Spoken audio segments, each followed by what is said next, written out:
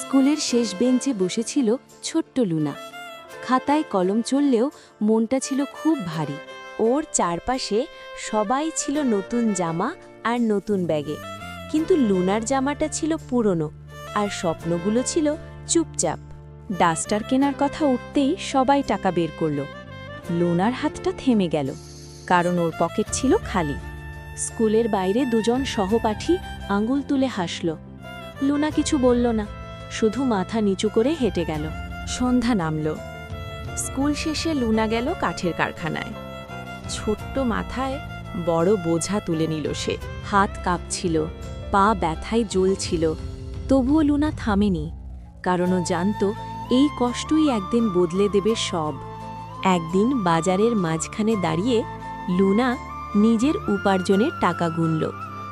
এই টাকায় আছে সম্মান আর আশা। পরের দিন ক্লাসে ঢোকে লুনার ডাস্টারটা টেবিলে রাখল। যারা হেসেছিল তারাই আজ চুপ। শিক্ষক বললেন, গরিব হওয়া লজ্জার নয়, হার না মানাটাই আসল বড় হওয়া।